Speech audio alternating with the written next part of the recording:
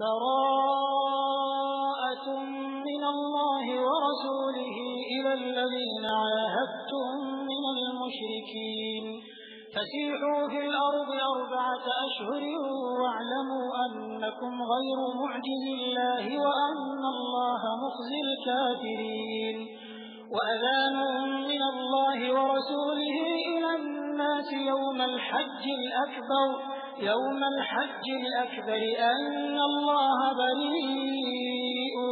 من المشركين ورسوله فإن تبتم فهو خير لكم وإن توليتم فاعلموا أنكم غير معجز الله وبشر الذين كفروا بعذاب أليم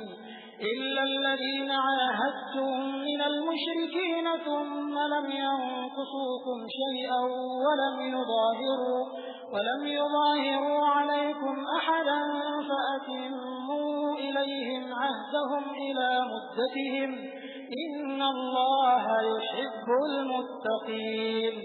فإذا انسلخ الأشهر الحرم فاقتلوا المشركين حيث وجدتموهم وخذوهم واحصروهم واقعدوا لهم كل مرصد فإن تابوا وأقاموا الصلاة وآتوا الزكاة